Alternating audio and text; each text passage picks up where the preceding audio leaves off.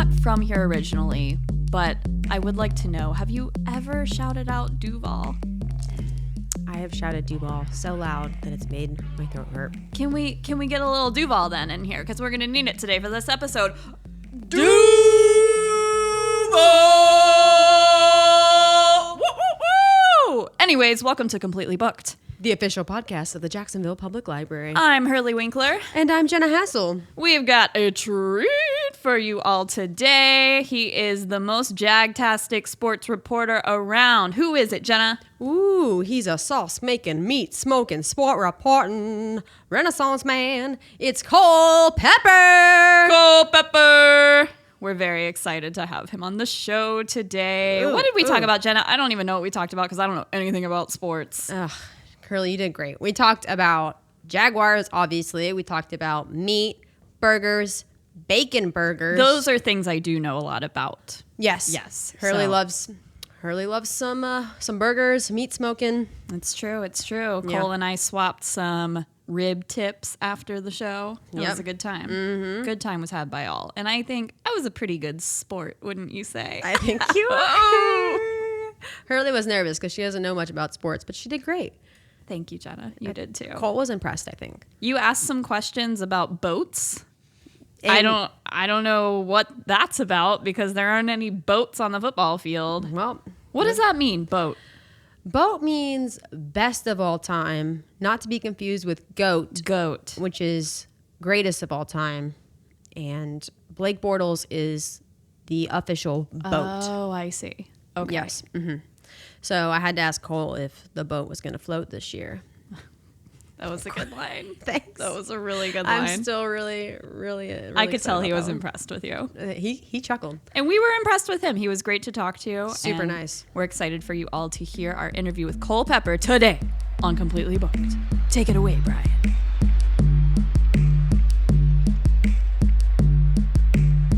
Cole Pepper in the studio. Thank you for coming. My pleasure. Great to be here. And I just have to say, Hurley, are you ready for lunch by now because of all the barbecue talk? I really am. Cole was showing us some photos of something called the 60-40 burger. Yeah, Tell from Minnesota. us about that. Just got back from Minnesota covering the Jaguars with their combined practices with the Vikings up there in the preseason game. And when I travel, whether it's for work or otherwise, I try to really sink my teeth into the culture.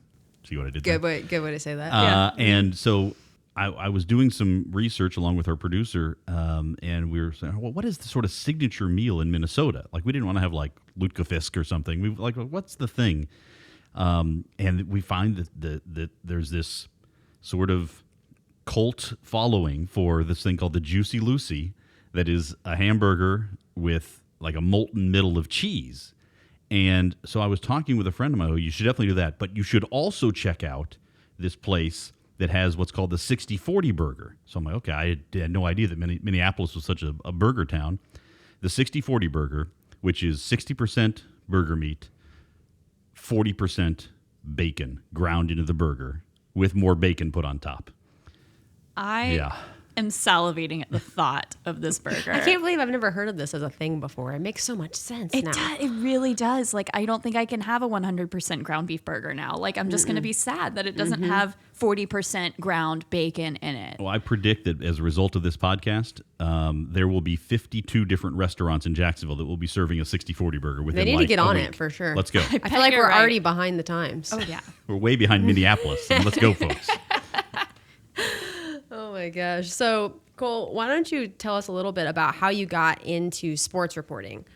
So when I was a kid, I wanted to be a baseball announcer. That was like when I was either going to be a baseball player or a baseball announcer.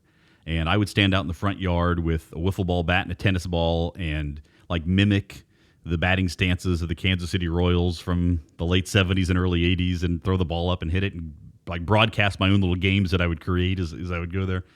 And I always wanted to be a baseball announcer. So I went to school at the University of Kansas, studied broadcast journalism, and got some internships along the way, wrote for the Associated Press and the Kansas City Star, did some broadcasting on the student station there. And one of the things I realized while I was in college is you can't just be a baseball announcer because there are only so many of those jobs out there.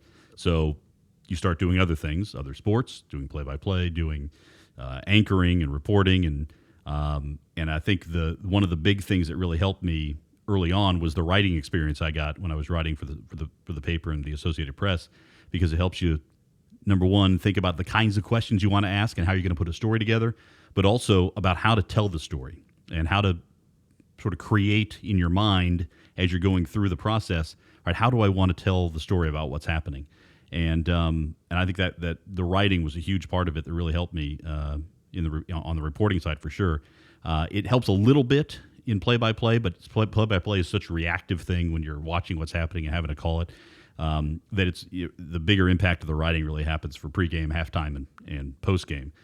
During the game, you don't have a lot of time to write a lot. It's so much about the reaction about what you're seeing. Right. I worked in for the Atlantic Sun Conference before I came to Jacksonville, and I didn't realize how much writing there was in kind of that role that there is. So I worked with a couple people, and they would stay hours after the game to write the report, and they were there before to do the pregame, and there's a lot to it that I had no idea. It was interesting because when I some days I would be, when I was in college, I would either be writing for the AP, let's say, covering a women's basketball game or a Kansas basketball, whatever it was, and the writers get done a lot later, but they don't have to do as much in advance.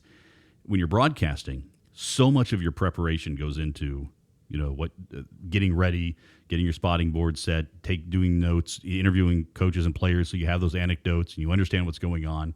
That by the time the post-game show is over, maybe it's 15 minutes after the game's over, a half hour or an hour, whatever it might be, you're done. The writers are usually still working. So I've been on both sides of that. It's a different sort of workflow, but it's when you start talking to people about working in sports and working in broadcasting, you give them sort of, here's what the day looks like. Most of the time, especially students look at it and go, oh, I didn't realize there was that much to it. Yeah, there is, but pretty fun gig anyway. Yeah, I was gonna say it's a tough job, but definitely pretty fun. And like you said, you just came back from Minnesota all week with the team. Mm-hmm. How do you feel the relationship is like with players and the media since you're around them so much? Yeah, it's a great question, particularly considering Jalen Ramsey's recent comments. By and large, it's a good professional relationship. Some guys really get it, and usually these are the older guys who have been around, who understand how what the role of the media is within the context of a game. Calais Campbell is fantastic. Paul Postlesny was great.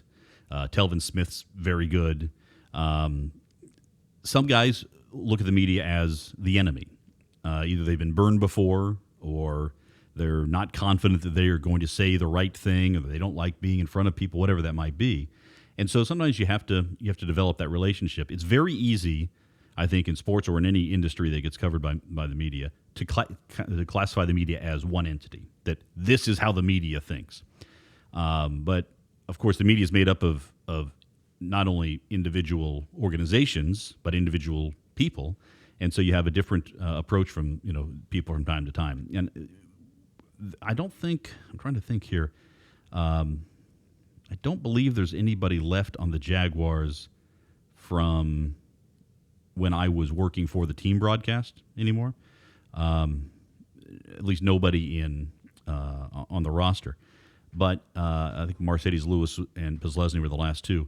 So when you're working for the team, you have a little bit of a different access and a little bit of a different expectation.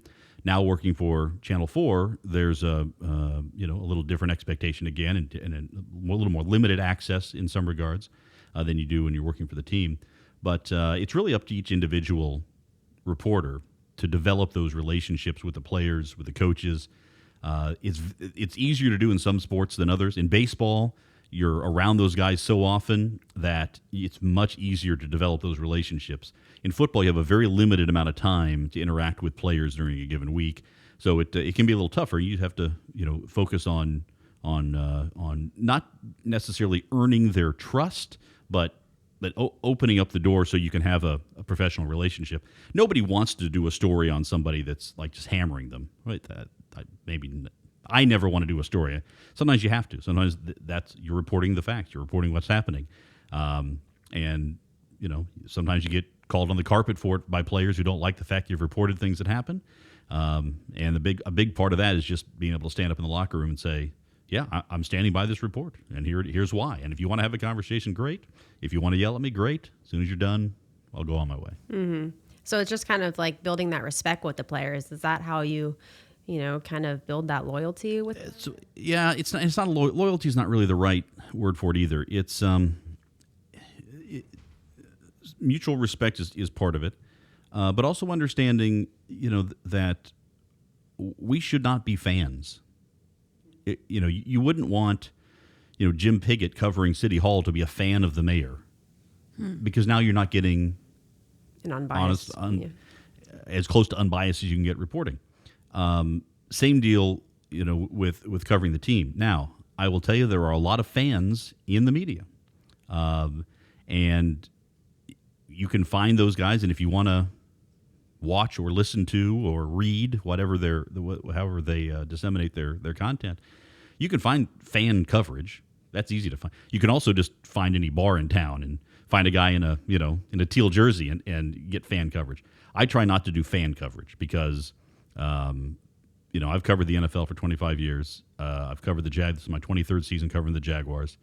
I want to play to my strength, which I think is my understanding of the league, the team, and my objectivity to what is good and what's not good. When you see it out there on the field. Right. But is it challenging, though, as someone who is clearly a sports fan in every sense, is it challenging to sort of separate fandom from presenting the news in a non-biased way? It might be more difficult if I had been a Jaguars fan before I was covering the Jaguars. And I'll tell you, covering the University of Kansas while going to school there and having grown up there, both parents went to school there, being a Jayhawks fan, you had to learn a little bit of that to separate it. And this is a tough thing for a lot of people to sort of grasp, I think, because they approach sports as a fan. There's no such thing as completely unbiased reporting, right? In anything. Everybody's got a bias of some kind. Whether it affects the presentation of facts is the only thing you can try to strive to control. But everybody's got a perspective. And, is Jacksonville a better place to be when the Jaguars are winning? Sure. But I can't control that.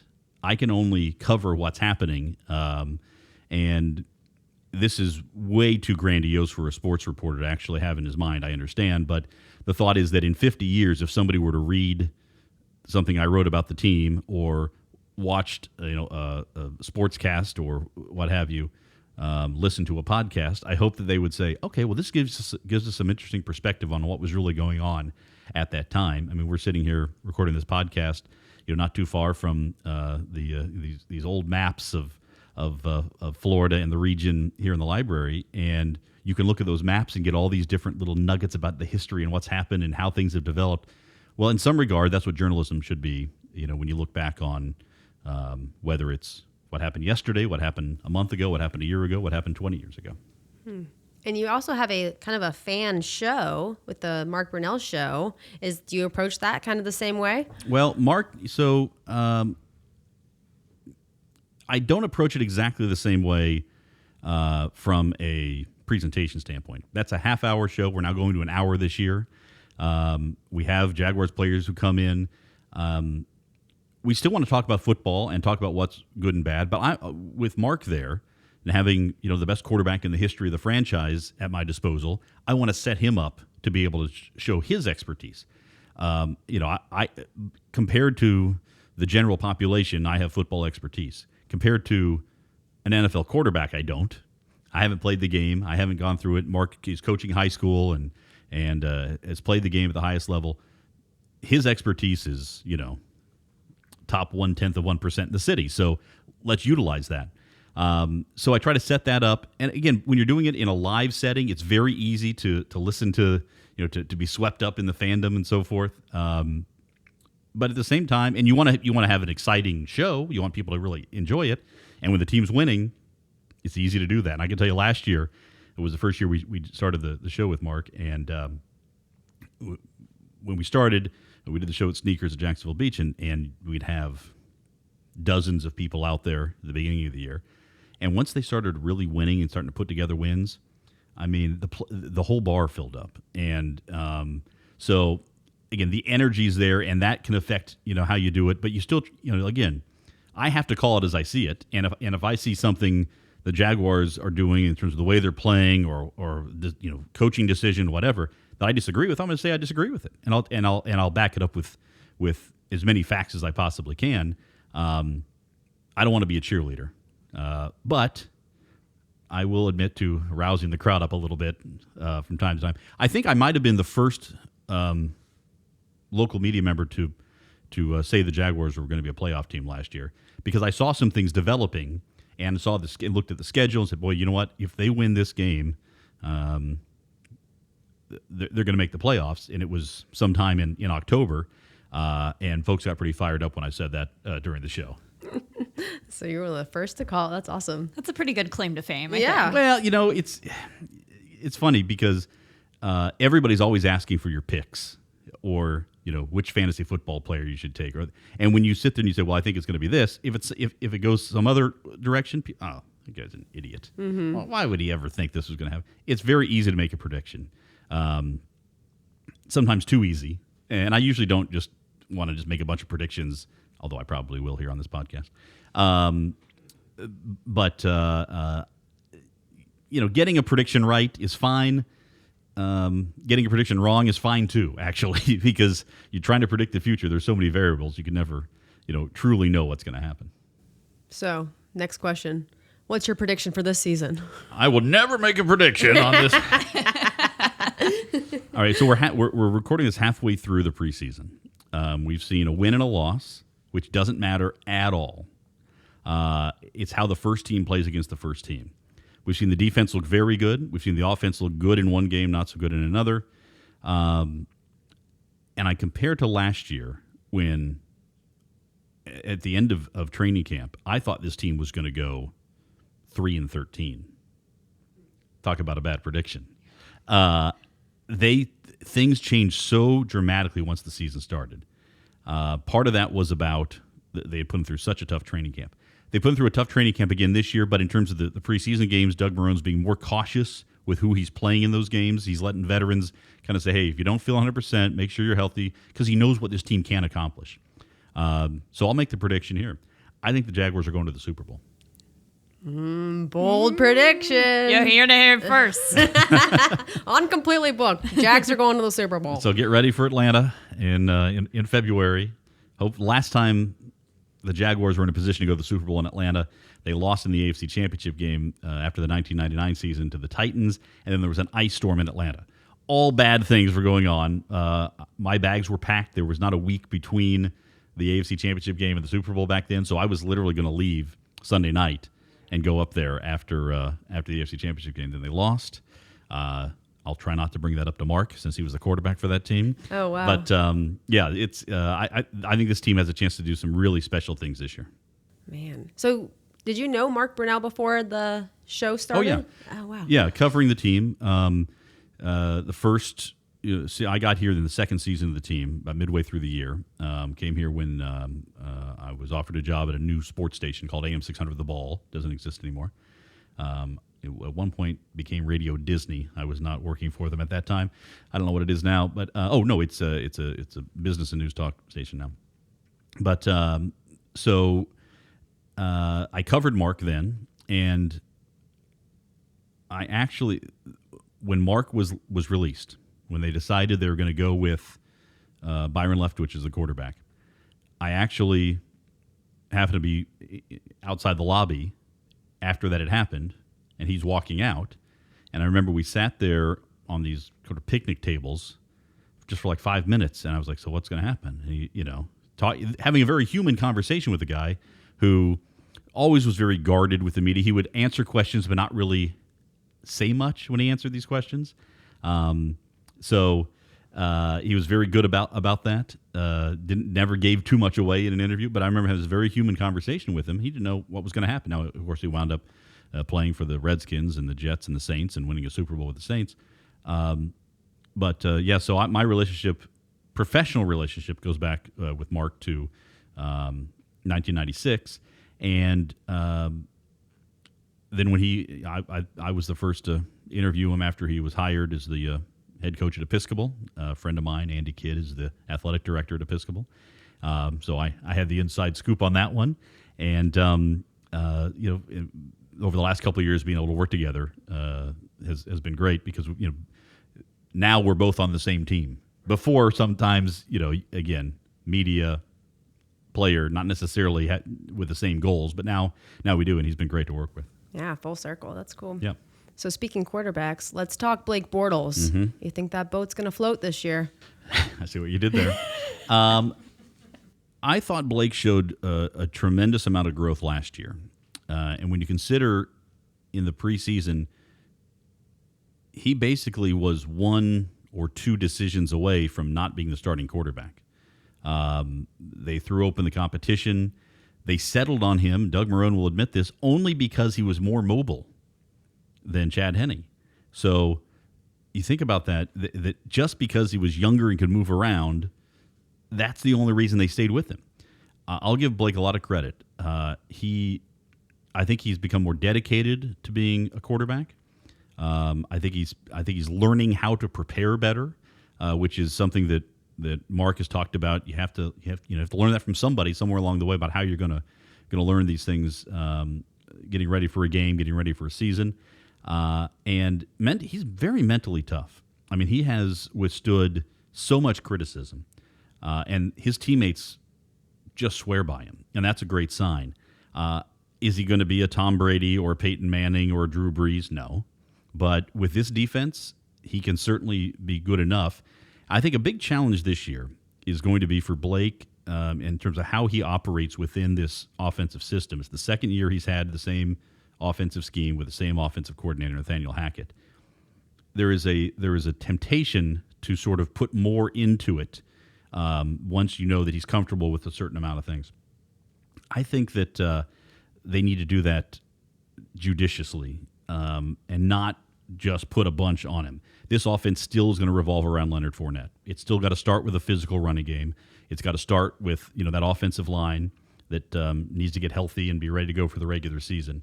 But I think you can get to the Super Bowl with Blake Bortles when you have a defense and a running game like the Jaguars do, and if you can stay healthy. That was a huge part of what happened last year. They just did not have very many significant injuries. I think they only lost 3 man games on the defensive side of the football.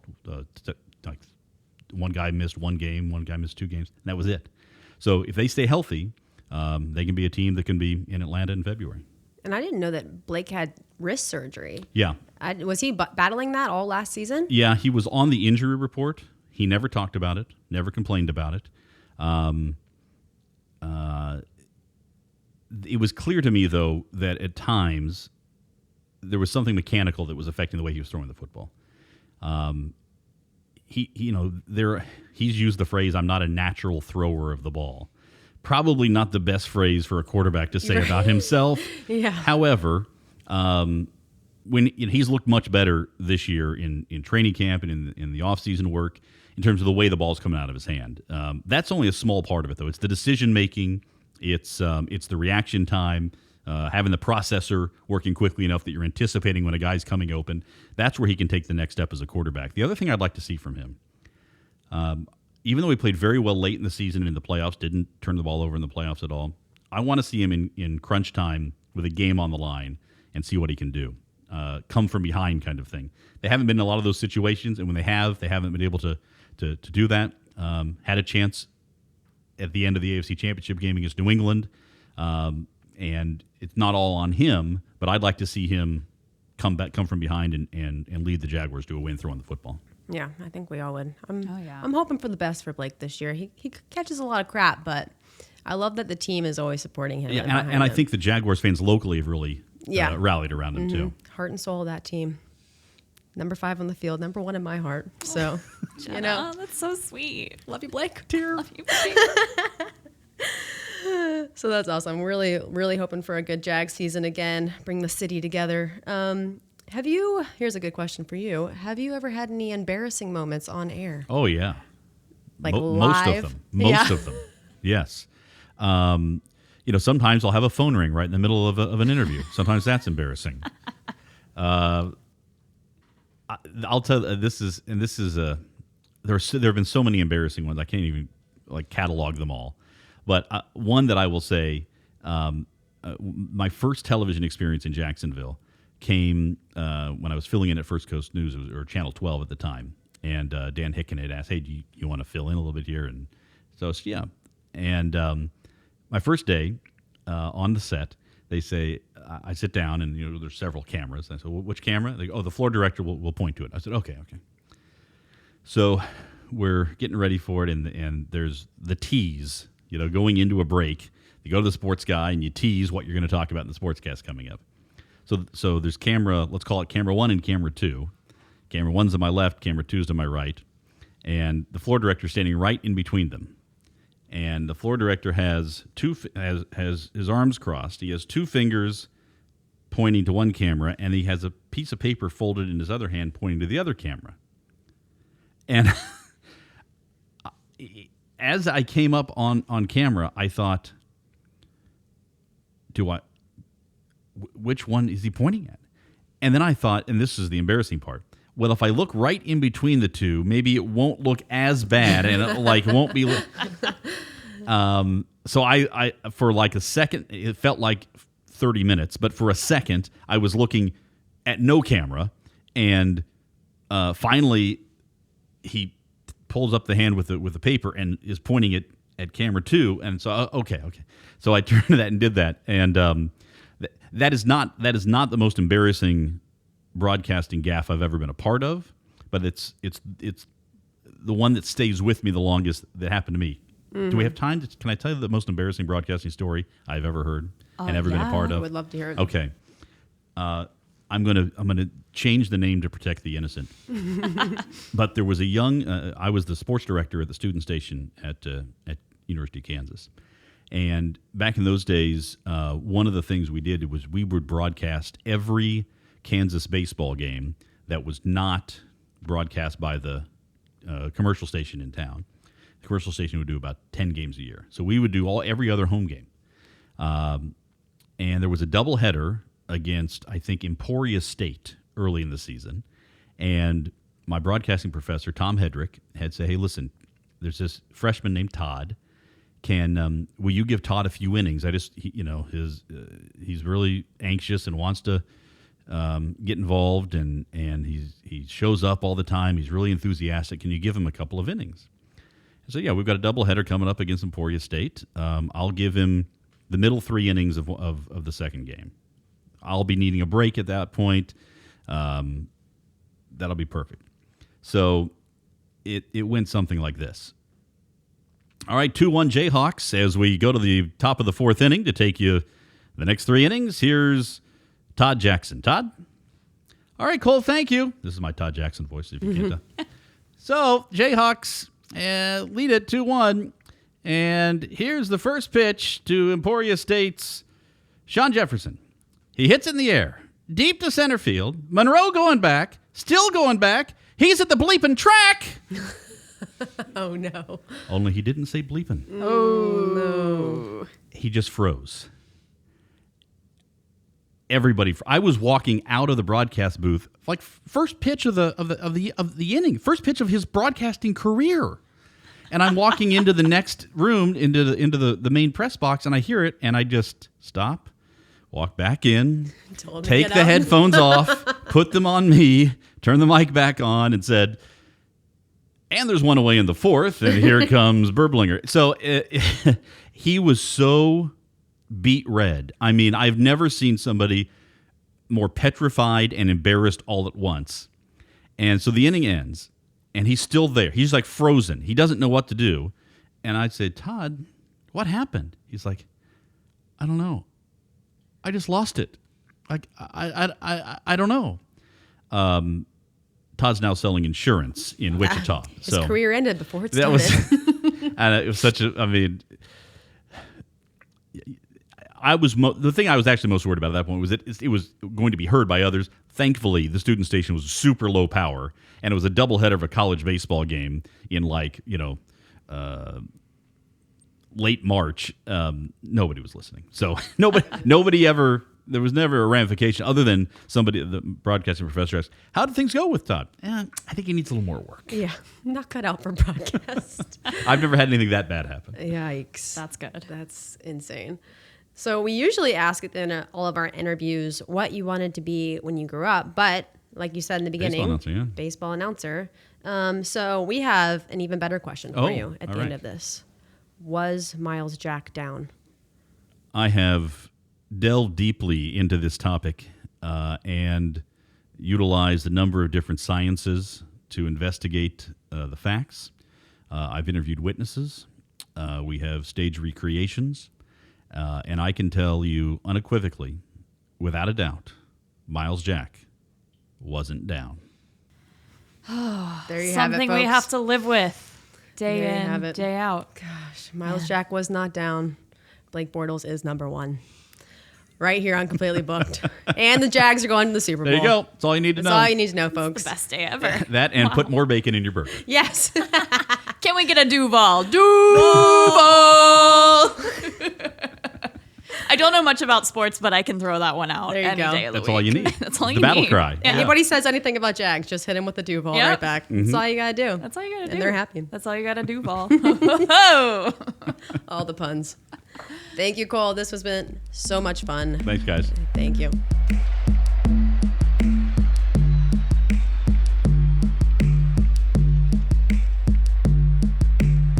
Wow, I am filled with pride of the 904 right now. Aren't you, Jenna? Yes, I can't wait for preseason to be over and for the season to officially begin. And we're going to the Super Bowl, y'all. Ooh. Go Super Bowl.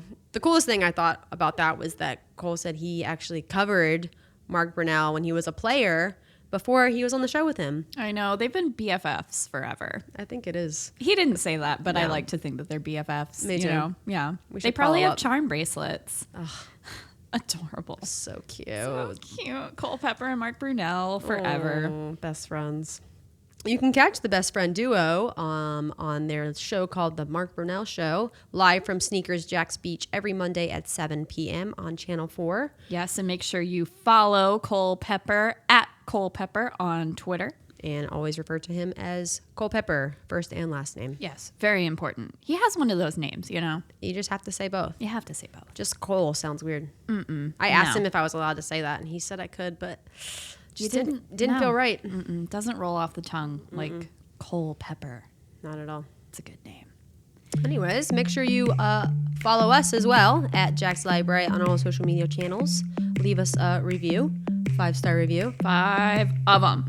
5. Learn more about our show at jackspubliclibrary.org/podcast. This podcast was produced by Brian Thomas, a.k.a. BT, a.k.a. Producer Brian. A goodbye!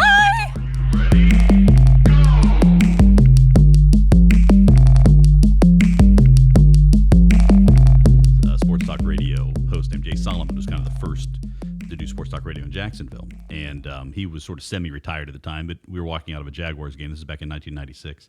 We're walking out, and he goes, I've been listening to you. I really like listening to you. And I just think it's so clever just going by one name, Cole Pepper. It's like Cher.